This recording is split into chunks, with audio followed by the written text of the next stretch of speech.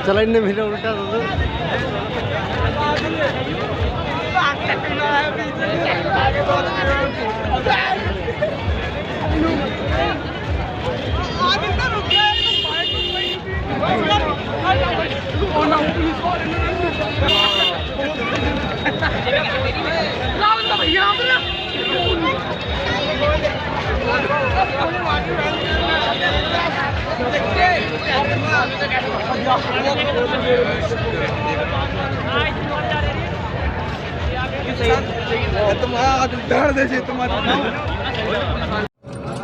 आइए जानते हैं सुल्तानपुर के पूर्व प्रत्याशी प्रदेश सचिव फिरोज अहमद से भारत जोड़ो यात्रा में आप शामिल हुए। आपकी राहुल गांधी से क्या उम्मीदें थी जो आप भारत जोड़ो यात्रा में शामिल हुए? राहुल गांधी जी जिस मिशन में निकले हुए हैं उसमें हम लोग अपना योगदान देने के लिए निकले थे कि ताकि कल इतिहास अगर लिखा जाए हम लोग अपने बच्चों को ये बताने लायक रहें कि इस ऐतिहासिक यात्रा में हमने भी पार्टिसिपेट किया था, हमारा भी कुछ अंश योगदान है उसमें, इसलिए गए थे। सरकार के द्वारा तमाम लांछन लगाए जाते हैं।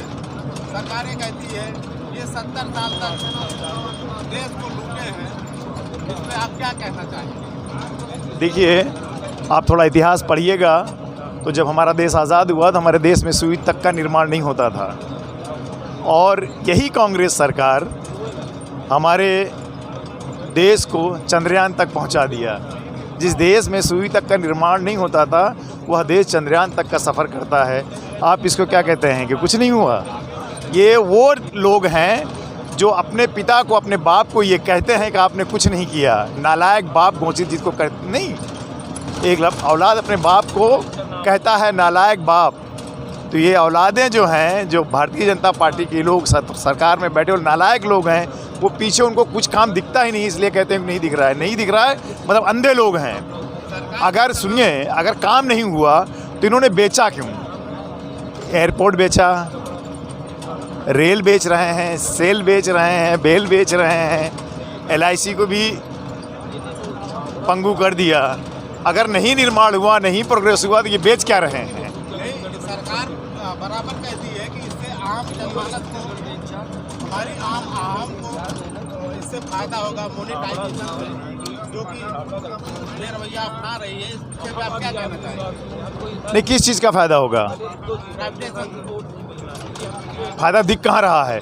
अगर फ़ायदा होता तो अब तक इस भारत देश जब से आज़ाद हुआ सबसे कम अभी तक जो रोज़गार है वो अब मुहैया हो रहा है। अगर फ़ायदा होता तो ये 8 साल में इन्होंने कुछ प्रोग्रेस किया हो, कहाँ गया वो?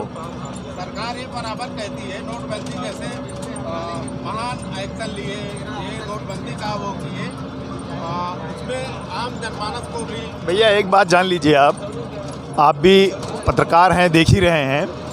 अगर नोटबंदी इस देश का अब तक का सबसे भयंकर करप्शन का काम किया है उन्होंने।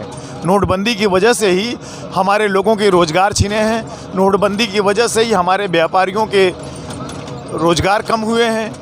आज जो भी स्थिति है, आज हमारी आर्थिक स्थिति जो डमाडोल हो रही है वो नोटबंदी ही इसकी एक वजह है, सबसे बड़ी वजह है। गाजियाबाद से लोनी, शामली किसानों का गढ़ माना जाता है, गन्ना उत्पाद में सबसे नंबर 1 माना जाता है। तो आपकी अगर सरकार आई 2024 में तो आप इस विषय में किसानों के पक्ष में क्या करना चाहेंगे? किसानों के लिए हम लोगों ने कहा है कि हम MSP की गारंटी देंगे और सबसे बड़ी डिमांड किसानों की यही है कि MSP की गारंटी देना। वो हमारी सरकार, हमारे नेताओं ने वादा किया हुआ है। और आप छत्तीसगढ़ उदाहरण ले लीजिए, छत्तीसगढ़ में हमारी सरकार इसको दे भी रही है। तो इस तरीके से हमने इसको कहा हुआ पूरा करते हैं। कांग्रेस जो कहती है वो करती है।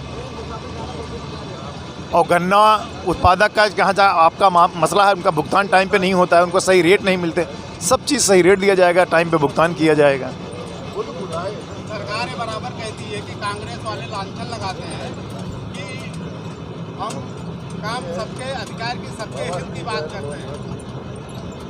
विपक्ष के द्वारा लांछने लगाए जाते हैं कि हम जैसे रसद विभाग से अपना राशन देते हैं, सबको बराबर देते हैं, उसमें भी हिंदू मुस्लिम को सब समान बरीता रखते हैं।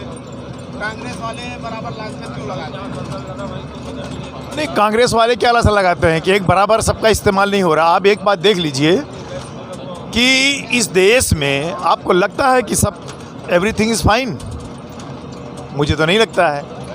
बात यहाँ हिंदू मुस्लिम की नहीं है, बात यहाँ है जो सबका राइट है, सबको मिलना चाहिए। जैसे इस वक्त हमारे देश को सबसे ज़्यादा ज़रूरत जानते हैं किस चीज़ की? हमारे नौजवानों को रोज़गार की ज़रूरत है सबसे ज़्यादा। हमारे जेब के पैसे ख़त्म हो रहे हैं। हम आज परचेजिंग करने जाते हैं, ख़रीदारी करने जाते हैं, तो कोई भी इंसान हो, हिंदू हो मुसलमान हो, सब सोचते हैं, 100 बार सोचते हैं कि हम अपने बच्चों की ख्वाहिशों को कैसे पूरा करें। क्यों? क्योंकि हमारे जेब के पैसे धीरे धीरे ख़त्म हो रहे हैं। यह सरकार सुनियोजित तरीके से लूट मार मचाई है और लूट करके वो चंद उद्योगपतियों को देती है, आम लोगों के जेब के पैसे को बर्बाद कर रही है। विपक्ष के द्वारा सरकार ये कहती है, विपक्ष के द्वारा एक आवाज़ आ रही है, लोगों को भटकाया जा रहा है कि आप भगवा कलर से आप एक चिन्हित करते हो, जो कि हम इस देश के हित में कार्य करते हैं।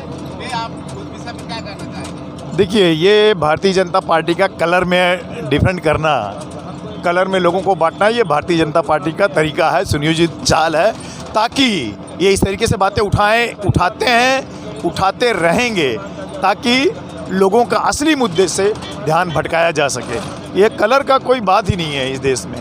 हम लोग कहाँ, कांग्रेस के लोग कहाँ कलर की बात करते हैं? जो जिस कलर को पहनना चाहता है, जिस कलर में रहना चाहता है, उसकी मर्जी, स्वच्छता सपना रहे। हाँ, मेन मुद्दा जो है बेरोजगारी का है, हमारे महंगाई का है, जो हमारी संस्थाओं के साथ यह सरकार खिलवाड़ कर रही है संवैधानिक, उसका है, वो ना हो। इन सब चीज़ों के लिए राहुल जी सड़कों पर उतरे हुए हैं, इसलिए हम लोग उसमें अपना योगदान दे रहे हैं।